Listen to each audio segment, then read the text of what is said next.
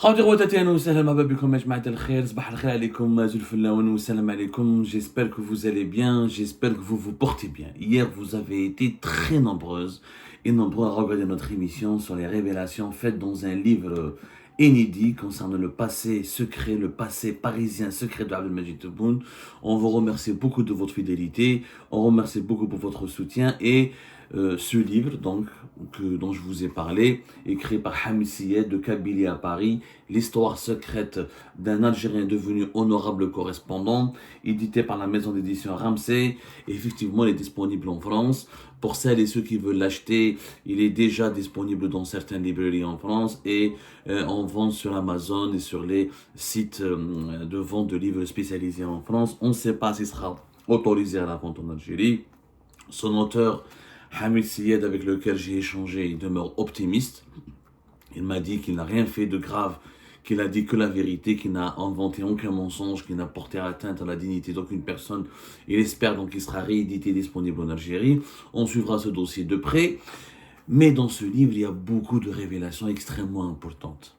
Extrêmement importantes. Et je vous dis, c'est un livre important, un livre inédit qu'il faut absolument lire. Que tout Algérien qui veut connaître les dessous de la politique de son pays et les secrets, certains secrets inavoués de son pays, doit le lire. Hamid Syed, je rappelle, c'est un Algérien originaire de Azazga, un Kabyle de Tizi Ouzou, dont la vie est un pur film. Alors, il devrait être vraiment adapté au cinéma. Je pense que certains cinéastes algériens devraient s'intéresser à ce projet cinématographique de façon très sérieuse. Pourquoi? Hamid Syed, il a une vie incroyable. Syed Bda pompiste. Il était à Azazga, originaire d'une famille de moudjahidines, de nationalistes, patriotes, son père. Beaucoup de membres de sa famille ont participé à l'armée de libération nationale, à la lutte pour la libération nationale. Après l'indépendance, il est né en Algérie, il a vécu en Algérie jusqu'à l'âge de début de ses 20 ans, 21 ans, il décide de venir en France. Il était pompiste dans la station d'essence de son père. Il vient ici, il a des rêves, il a envie de devenir riche, il a envie de réussir en France, il adore la culture française, il a adoré Paris, il voulait s'émanciper, il voulait devenir un homme important et puissant dans le milieu des affaires en France. Et après plusieurs petits boulots, il va se lancer dans les brasseries, comme beaucoup de Kabyles, comme beaucoup d'Algériens Kabyles qui ont choisi ce business. Et il y a beaucoup de réussite. Il faut savoir qu'il y a beaucoup de restaurants chics à Paris, en France, ou là dans plusieurs grandes villes en France, et sont tenus par des Kabyles. Les Kabyles ont réussi, d'ailleurs même en Algérie, Trophée Alger, les Kabyles, il y a certaines régions du pays, les DJ, les gens de DJ sont très connus, ils maîtrisent beaucoup la cuisine populaire, les restaurants populaires, mais les restaurants chics, prestigieux, dans certaines cuisines raffinées, il y a beaucoup de cuisiniers kabyles, il y a beaucoup d'investisseurs kabyles, de commerçants kabyles qui ont réussi dans ce domaine-là. C'est exactement le même schéma que nous pouvons retrouver ici en France, et Hamid Syed s'est lancé dans l'univers de la brasserie. Petit à petit, dès les années 80 jusqu'aux années 90, en une décennie, il va devenir propriétaire de plusieurs dizaines de brasseries. Et comme je vous ai raconté hier dans son livre, à propos de ce livre, c'est dans une brasserie importante, le Grand Cluny, situé Saint-Germain-des-Prés, qu'il a rencontré Abdelmajid Tebboune, qui s'est lié d'amitié avec Abdelmajid Tebboune, où il était inséparable avec Abdelmajid Tebboune, jusqu'à la deuxième partie des années 2000. Abdelmajid Tebboune est devenu ministre de l'Habitat et du Logement de l'époque de Bouteflika, ce qui devient ensuite Premier ministre. Le chapitre des relations de cette amitié entre Hamid Syed et Abdelmajid Tebboune, on en parlera plus tard dans une autre émission, parce que ce qui est important, le cœur de ce livre, c'était pas Abdelmajid Tebboune. Le cœur de ce livre, c'est comme le dit le titre, c'est que Hamid Syed était un honorable correspondant. C'est-à-dire qu'il était la source, comme je vous ai dit hier, la source des services secrets français. Et ensuite, il est devenu l'intermédiaire entre les services secrets français et les services secrets algériens. Il a été identifié par les services secrets français parce que c'est un Algérien, un Kabyle, et il parle bien français, il était bien intégré à la société française, propriétaire de plusieurs brasseries. On l'appelait le roi des brasseries parisiennes. Dans les années 90, il voulait acheter le Fouquet's, le fameux grand restaurant le Fouquet's. Il s'était associé avec un brasseur français pour acheter le Fouquet's. Il était proche d'un riche banquier français qui était prêt à financer cette opération. Ensuite, Il a été dénoncé par ses concurrents, il a été victime d'une campagne de diffamation et de calomnie qui l'ont empêché d'opérer, d'effectuer ce rachat. Il y a un certain milieu de la concurrence qui ne supportait pas qu'un Algérien kabyle puisse devenir l'un des propriétaires du Fouquet's, symbole du tourisme, du prestige, de la restauration de luxe ici en France. C'est à ce moment-là qu'elle a commencé à connaître des grands avocats français comme Dupond-Moretti, des personnalités françaises. Vous savez, quand vous êtes dans le monde de la brasserie et de la restauration, des gens, c'est quand on a des restaurants et des brasseries dans les quartiers chics de la capitale française, la haute classe, que ce soit une politique ou la économique ou l'élite, la fine fleur de l'élite culturelle, économique, l'élite des affaires et politiques françaises fréquentent ce genre de lieu. C'est ce qui a permis à Hamid Syed de rencontrer des agents des services secrets français, des responsables des services secrets français, qui lui ont demandé de collaborer avec eux et d'être l'intermédiaire avec les services secrets algériens pour lui échanger des informations et monter des opérations de lutte contre l'islamisme terroriste, contre l'islamisme radical, contre le terrorisme islamiste. Et c'était ça, le rôle de Hamid Syed pendant toute la décennie noire. Il s'est retrouvé par hasard, une mission, 2 missions, 3 missions. Ensuite, il est devenu le correspondant attitré des services français et des services secrets algériens. Et c'est comme ça que Hamid Syed a connu des généraux importants en Algérie, Fodil Saïdi, qui était le patron de la direction de la documentation de la sécurité extérieure, le général Toufir, patron du DRS, et d'autres généraux importants, Limhan Jabbar, etc. Tous les officiers algériens qui étaient impliqués dans la lutte contre le terrorisme islamiste des années 90. Et comme il a connu énormément de généraux français, il cite tout ça dans son livre. Il cite tout cela, tous des noms, des faits, des dates, il décrit des contextes. Tout est cité dans ce livre. Ça, c'est les mémoires. C'est les mémoires de quelqu'un, d'un entrepreneur qui a réussi, qui est devenu un brillant homme d'affaires et qui avait une double vie. Celle il n'était pas agent des services secrets lui-même, mais il était leur correspondant, honorable correspondant. Il était à la fois leur correspondant, leur source et leur intermédiaire. Et il a servi de trait d'union entre l'Algérie et la France. Et nous allons raconter dans une prochaine émission comment plusieurs groupes, attentats terroristes, des groupes armés, des islamistes, des chefs terroristes ont été arrêtés grâce aux services aux opérations qui ont été menées, en partie réalisées grâce aux services rendus à l'Algérie et à la France par Hamid Syed, qui a dépensé de son propre argent. C'est un homme d'affaires qui a utilisé son argent, ses restaurants, plutôt ses brasseries, ses contacts pour mettre en relation les services secrets algériens, les services secrets français qui ne voulaient pas, qui ne pouvaient pas, quelquefois, collaborer par le canal officiel. Ils préféraient collaborer par un canal officieux, ou là, se travailler par un canal officieux, et ni loin des regards des dirigeants politiques des deux pays, pour réussir ensemble la mission de lutter contre le terrorisme islamiste. Avec l'histoire de Hamid Syed. D'ailleurs, Hamid Syed, il a été récompensé par l'Algérie. En 2021, on lui a donné une reconnaissance. C'était Bourkadoum, l'ancien ministre des Affaires étrangères, qui l'a reçu à Alger en 2021. Il lui a donné un certificat de reconnaissance. L'Algérie a reconnu tous les services que Hamid Syed a rendu à son pays natal en permettant aux services de sécurité algériens de récolter des informations précieuses concernant la menace terroriste islamiste. En France, il est membre de plusieurs clubs très importants, des centres de réflexion. Il est invité par le Sénat, par le Parlement français. Il connaît Emmanuel Macron, il connaît pas mal de ministres français. Il est aussi reconnu. Il a un statut aussi. Il a bénéficié aussi de la reconnaissance de la France. Donc c'est un franco-algérien il a une histoire incroyable. Il a été au cœur de cet univers sombre des services secrets algériens et français, au cœur de leurs opérations communes et leurs échanges communs pour lutter contre et démanteler des groupes armés islamistes et terroristes qui pouvaient à la fois nuire à la sécurité nationale en France et à la sécurité nationale en Algérie. Mais il y a un autre chapitre extrêmement important et dont il a très secret. Et ce chapitre-là, je pense, c'est le chapitre qui va susciter le plus de polémiques, de débats, et chacun va essayer de mettre en cause la vérité, la véracité des informations qui sont rapportées dans ce chapitre. Ce chapitre, c'est le chapitre numéro 20, et il est intitulé « L'Algérie ne doit pas basculer ». L'Algérie ne doit pas basculer. Et dans ce chapitre, Hamid Syed raconte comment il a pu organiser, comment on lui a demandé d'organiser une rencontre historique, mais qui est restée secrète, entre les services secrets israéliens, le Mossad, le fameux Mossad, et les services secrets algériens. Hamid Syed donne la date et donne toutes les précisions possibles.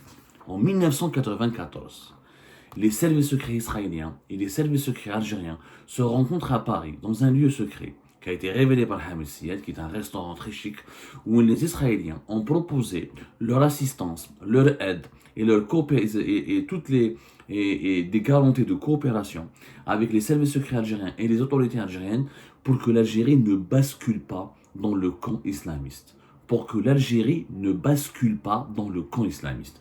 C'est incroyable, mais ça s'est passé ainsi. La rencontre, elle a eu lieu le 25 juillet 1994 à 15 heures dans le restaurant à la brasserie Le Berkeley. Le Berkeley, Ajma'a, c'est très connu en France, à Paris surtout. Pour les Algériens qui habitent à Paris, qui aiment sortir, qui connaissent la vie mondaine, le Berkeley, c'est extrêmement connu comme restaurant. Il est situé à 2 pas des Champs-Élysées. C'est 7 avenue Matignon, dans le 8e arrondissement. C'est un restaurant, une brasserie très très chic, très très élégante. Le 25 juillet 1994, à 15 heures, Hamid Syed a organisé une rencontre dans ce restaurant avec 2 responsables israéliens et un responsable des services secrets algériens. De qui il s'agit? Alors, à l'époque, pour les années 90, le chef du bureau de sécurité de l'ambassade d'Algérie en France, c'était un officier très connu, il s'appelait, d'ailleurs, le colonel Habib Souames. Habib Souames, et son nom, je pense, si je ne me trompe pas, c'était Rachid. Son nom exact, c'était Mahmoud. Non, Mahmoud. Mahmoud Souames, mais au moins qu'il y a Habib. Avec les services secrets, ils ont tous un code et ils ne déclinent jamais leur identité. Habib Souames, le colonel qui est très connu parce qu'il a dirigé le bureau militaire à l'ambassade d'Algérie pendant un certain nombre d'années. Je n'ai pas le chiffre exact, mais je sais qu'il est resté longtemps ici. D'ailleurs, il est mort vers la fin des années 90, en France, d'une terrible maladie. Personnage très mystérieux, sulfureux. Beaucoup de théories complotistes ont voulu impliquer Habib Souames dans des attentats et perpétrés sur le territoire français. Ça n'a jamais été étayé, ça n'a jamais été prouvé. La presse algérienne, la presse française, elle a écrit quelquefois, elle a essayé de s'intéresser au colonel Habib Souames, mais il est resté un personnage extrêmement mystérieux et il fait partie de cette vieille école des espions de l'Algérie, les services secrets algériens qui ont été formés en Union soviétique. Et c'était vraiment l'école à l'époque où les services secrets algériens avaient vraiment beaucoup de lettres de noblesse, il y avait beaucoup de prestige, étaient vraiment respectés et influents sur la scène internationale. Le colonel Habib Souames, c'est lui qui a été accompagné par Hamid Syed le 25 juillet 1994 pour rencontrer à 15 heures dans le restaurant et la brasserie Le Berkeley 2 responsables des services secrets israéliens. Il s'agit c'est pas moi qui le raconte, c'est Hamid Syed dans son livre. Tout est raconté dans ce livre, Hamid Syed. Il s'agit d'un responsable du bureau de sécurité, d'un responsable des services secrets israéliens à l'ambassade d'Israël à Paris. Et le deuxième, c'était un haut responsable du Mossad qui est venu spécialement de Tel Aviv, d'Israël jusqu'à Paris pour rencontrer le responsable des services secrets, le représentant, pas le responsable, rencontrer le représentant des services secrets algériens à Paris. Et cette rencontre, Hamid Syed le dit dans son livre, a été autorisée à la dernière minute par un coup de fil de Yamin Zerouel en personne, qui était à l'époque le chef d'État. C'est lui qui a appelé Habib Souames en personne au téléphone pour lui dire écoute, c'est bon, tu peux aller avec Hamid, tu peux aller à cette rencontre avec les services secrets israéliens. C'est une révélation extrêmement importante et extrêmement inédite dans ce livre qui témoigne et qui brise un tabou. C'est que l'Algérie, en dépit de son soutien pour la cause palestinienne, qui a été toujours une constante, qui a été toujours un pilier de sa politique étrangère, en dépit de son soutien financier, politique, même militaire à la cause palestinienne, elle a eu des contacts directs avec Israël et elle a collaboré directement avec Israël. Comment ça s'est passé? En 1994, Hamid Syed rencontre un journaliste. Voilà, je vais vous lire quelques passages, je te fais un mot comment ça s'est passé. Alors, dans mon épreuve de brasserie, j'ai rencontré un journaliste israélien que j'ai déjà écrit à grands traits, celui avec la gabardine de Colombo avec lequel j'avais immédiatement sympathisé, et qui avait ses entrées un peu partout singulièrement avec les services secrets de son pays. Spécialisé dans le terrorisme, il a de suite aperçu que nous avions des points communs et m'a proposé de rencontrer de hauts responsables. C'est ce franco-israélien, né en Algérie, donc c'est un journaliste israélien qui a la nationalité française et qui est un juif algérien, qui est né en Algérie, très pertinent dans ses questions et ses attentes. qui m'a ouvert les portes de l'ambassade israélienne à Paris pour un premier rendez-vous. Il y a un journaliste israélien que Hamid Sied a rencontré, qui est un juif d'origine algérienne, un juif algérien, qui lui a dit voilà, va à notre ambassade, l'ambassade d'Israël, cherche des contacts avec l'Algérie, cherche des contacts algériens. Et certainement ce journaliste israélien a su, de la part de plus de ses sources françaises, que Hamid Sied était proche et à l'époque avait déjà commencé en 1994, il avait déjà commencé à être le correspondant, l'intermédiaire entre les services secrets algériens et les services secrets français. À l'ambassade d'Israël, lors de son premier rendez-vous, qu'est-ce qu'un responsable israélien, c'est le responsable des services secrets israéliens, au niveau de l'ambassade d'Israël à Paris, qu'est-ce qu'il dit à l'Algérien Hamid Sied? Pour nous, Israéliens, il n'est pas question que l'Algérie bascule. Pour nous, Israéliens, il n'est pas question que l'Algérie bascule, m'a confié un directeur du renseignement de l'ambassade d'Israël à Paris. Le contexte était favorable. C'est un peu inimaginable aujourd'hui à la lecture de ce qui se passe au Moyen-Orient. Ce n'est pas dans notre intérêt, ce n'est pas dans notre intérêt ni dans le leur, a-t-il insisté. Nous devons agir ensemble et taire nos différences. Nous sommes là pour l'Algérie en cas de besoin. Nous sommes là pour l'Algérie en cas de besoin. En fait, à l'époque, les Israéliens avaient peur qu'un régime islamiste s'installe en Algérie au début des années 90, et un régime islamiste avec le pétrole qu'avait l'Algérie, avec le gaz qu'avait l'Algérie, il aurait pu être très terriblement hostile, il aurait pu semer la pagaille, semer la merde et financer le terrorisme dans toute la région. Et les Israéliens ne voulaient pas à tout prix qu'un régime islamiste s'installe au Maghreb, notamment à Alger, en Algérie, avec un pays qui a été sous-sol aussi riche en gaz et en pétrole. Donc c'est pour cette raison qu'ils ont cherché un contact direct avec les autorités algériennes pour leur expliquer que nous, les Israéliens, nous sommes prêts à vous aider. Les Israéliens étaient prêts à aider. Ils ne voulaient pas que l'Algérie bascule dans le camp islamiste. Qu'est-ce qu'il a fait juste après cette rencontre, Hamid Sied? J'ai informé mes contacts algériens à la teneur de cette entrevue. Ils m'ont répondu qu'il serait transmis au gouvernement. 3 jours après, retour des Algériens. Essaie de savoir comment ils peuvent nous aider. Je suis retourné à l'ambassade d'Israël. Je suis devenu un habitué, n'ayant plus besoin de montrer patte blanche dans l'un des lieux les plus sécurisés de Paris. Pendant plusieurs semaines, mes interlocuteurs ont écouté les arguments concernant la lutte que menait mon pays contre l'hydre terroriste. Je n'ai pas eu le sentiment de parler pour ne rien dire. J'ai régulièrement rendu compte de mes entretiens aux responsables militaires de notre ambassade et tenu également à informer les Français. Donc il s'est rendu Hamid Sied plusieurs fois à l'ambassade d'Israël à Paris pour parler aux Israéliens, pour leur expliquer la politique algérienne en matière de lutte contre le terrorisme islamiste. Et les Israéliens lui posaient des questions et lui donnaient aussi des informations, lui donnaient ce qu'ils voulaient des Algériens pour pouvoir entamer des pourparlers directs et pour que les Israéliens aident directement l'Algérie. Au bout d'une dizaine de rencontres, raconte Hamid Sied, mes interlocuteurs israéliens ont été rassurés sur ma sincérité. Je suis tombé au bon moment, ceci étant par nature très méfiant. Ils voulaient vraiment et sincèrement aider mon pays natal. Nous sommes sensibles à la détresse de l'Algérie, m'ont-ils martelé. Nous ne voulons pas d'une islamisation au Maghreb, à tout prix. C'est le responsable du renseignement israélien qui le dit à Hamid Sied, donc qui est l'intermédiaire avec l'Algérie, qui est l'émissaire des services secrets algériens. Nous ne voulons pas d'une islamisation au Maghreb, à tout prix. D'ailleurs, dites-le à vos responsables. Dites-le à vos responsables. Nous sommes prêts à relâcher nos prisonniers d'origine algérienne qui ont combattu contre nous aux côtés des Palestiniens et autres groupes arabes, comme preuve de notre bonne foi pour une éventuelle collaboration. Et c'est ça qui a permis d'organiser la rencontre. Hamid Sied raconte dans son livre que les Israéliens, pour convaincre les Algériens de les rencontrer, pour les rassurer, pour que les services secrets algériens acceptent de les rencontrer, ils ont proposé de libérer un certain nombre de prisonniers. Le nombre n'a jamais été communiqué réellement. C'est une information qui restait secrète. Il y avait des prisonniers algériens, des prisonniers d'origine algérienne. C'est des Algériens qui ont combattu avec les mouvements de résistance palestinienne.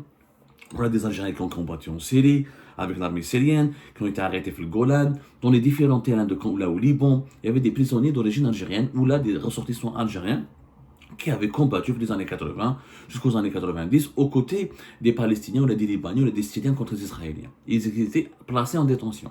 Les Israéliens ont proposé de libérer certains nombres d'entre eux pour un gage de bonne foi et pour que les Algériens, les services secrets algériens, acceptent de les rencontrer. Que dit ensuite Hamid Sied dans son livre? Les négociations ayant bien avancé, Israël a proposé de déléguer une très haute personnalité pour discuter officiellement avec un grand ponte algérien. J'ai aussitôt pris l'initiative de programmer un rendez-vous qui a eu lieu le 25 juillet 1994 à 15 heures dans la brasserie Le Berkeley, avenue Matignon, dans les beaux quartiers parisiens, à 2 pas des ambassades de 2 pays, le juif et l'arabe à la même table. J'ai informé la DST. La DST, c'est les services secrets français. Services secrets, c'est les services secrets français. De cette rencontre historique, dont dont l'intérêt ne leur a pas échappé. Dont l'intérêt ne leur a pas échappé. Cela n'a pas été de tout repos. Il a fait très chaud ce jour-là à Paris. Et dans ma voiture où avait pris place le responsable algérien, la sueur perlait sur ma peau, pas seulement à cause du soleil, se réfléchissant à travers les vitres. Le dit responsable m'a donné quelques sueurs quand il m'a indiqué à attendre le feu vert des hautes autorités, ce qui n'était pas prévu au programme. Heureusement, le nonce papal, l'autorisation, n'a pas trop tardé et nous nous sommes installés dans un salon privé de Berkeley. Je les ai laissés entre eux, ce n'était pas mon métier ces choses-là, bien qu'il m'ait proposé de rester à leur côté. Je n'ai pas eu de détails sur la rencontre, elle s'est bien déroulée selon ceux qui ont participé à ce qu'ils m'ont dit, tout du moins. Incroyable. Incroyable révélation. Donc Hamid Siyed n'a pas assisté à cette rencontre. Si je l'ai eu, moi je l'ai rencontré. C'était Yamin Zerouel qui a appelé, donc qui a envoyé un télégramme. Il n'y avait pas, c'est pas téléphone portable à l'époque, qui a envoyé un message à l'ambassade d'Algérie pour dire au colonel Habib Souames qu'il est autorisé à aller à cette rencontre avec les représentants du Mossad israélien. Le rôle de Hamid Siyed était d'emmener le colonel Habib Souames jusqu'au Berkeley. Il lui a dit: est-ce que tu restes avec moi? Hamid Siyed a préféré ne pas rester parce qu'il tout simplement, il me dit c'est pas son monde, il s'y connaît pas, il voulait pas assister à des conversations secrètes, il voulait pas être partie prenante d'une négociation, d'un processus entre les services secrets. Il a préféré se retirer. La politique, moi je suis qu'un intermédiaire, je fais juste mon rôle je vous aide à trouver des bons contacts ici en France et à vous de gérer la suite. Donc il est resté dans sa voiture. Donc il y avait le colonel Habib Souames dans cette rencontre du 25 juillet 1994, 25 juillet 1994 au Berkeley, avenue Matignon, pas très loin des Champs-Élysées. Le colonel Habib Souames, responsable des services secrets, représentant des services secrets algériens à Paris. Le directeur de renseignement israélien au niveau de l'ambassade d'Israël à Paris. C'est un certain, à l'époque, je me suis informé, j'ai enquêté, c'était un certain Moshe Kimri. Et un haut représentant, un haut responsable du Mossad israélien qui est venu de Tel Aviv, d'Israël, pour parler et pour rencontrer le colonel algérien à Paris lors de dans un coin secret du Berkeley, cette fameuse brasserie et restaurant parisien. Qu'est-ce qui a été dit? Hamid Siyed ne le dit pas. Et je pense que vous savez très bien, dans ce genre de livre, dans ce genre d'ouvrage, on ne dit pas tout. On ne peut pas tout dire parce que c'est dangereux, parce qu'on risque de mettre en cause des sources, de les compromettre, et c'est des secrets d'État, et il pourrait avoir de gros problèmes. Hamid Siyed, déjà, il a raconté beaucoup. Déjà, le fait qu'il a raconté cet épisode, c'est extrêmement rare. Parce que là, nous avons la première fois une preuve, des détails, des dates, des informations vérifiables, des précisions, un contexte, une description détaillée d'une rencontre, d'un projet de coopération entre Israël et l'Algérie dans les années 90 pour lutter ensemble contre le terrorisme islamiste. Pour avoir accepté cette rencontre, certainement les Israéliens ont libéré des prisonniers algériens. Et les Algériens, services secrets algériens, dans leur lutte contre la mouvance islamiste armée qui était soutenue par d'autres pays de la région, avaient certainement besoin du savoir-faire, de la puissance et des informations que pouvait leur communiquer le Mossad. Ce qui s'est passé par la suite, Hamid Siyed ne le connaît pas, ne le sait pas. Moi, il m'a certifié qu'il n'en a aucune connaissance. Peut-être qu'il connaît des choses qu'il ne veut pas dire, je le comprends, et encore une fois, pour avoir fait ce qu'il a fait, pour avoir participé aux événements qu'il avait connus, pour avoir organisé, pour avoir participé à des manœuvres aussi dangereuses que nous sommes en train, que les manœuvres qui sont décrites dans son livre, je comprends totalement qu'il a un devoir de réserve et qu'il ne peut pas tout dire. Mais c'est que certainement par la suite, ils n'avaient plus besoin d'un intermédiaire. Les AGSF et secrets algériens et israéliens avaient déjà noué le contact, se sont déjà rencontrés, donc il n'y avait plus besoin d'un intermédiaire. Peut-être que dans les années à venir, un autre témoin ou d'autres personnages sombres, méconnus, sortiront de l'ombre pour nous raconter et pour nous révéler d'autres secrets. En tout cas, c'est une reconnaissance historique qu'on peut soutenir par la Palestine, on peut être un grand pays défenseur de la cause palestinienne, mais à un certain moment de l'histoire, Certes, dans certains contextes, dans certaines situations, il devient urgent, même important, peut-être même vital, de traiter directement avec les Israéliens. Parce qu'ils ont une certaine maîtrise, parce qu'ils ont un savoir-faire, parce qu'ils peuvent détenir des informations extrêmement précieuses, parce qu'ils peuvent proposer de l'aide qui peut aider un pays comme le nôtre, l'Algérie, à surmonter une grave crise, à affronter une grave menace comme celle du terrorisme islamiste. C'est ce qui s'est passé en 1994 lorsque l'Algérie a accepté l'aide d'Israël pour ne pas sombrer définitivement dans le giron ou dans le camp ou dans le cauchemar du terrorisme islamiste.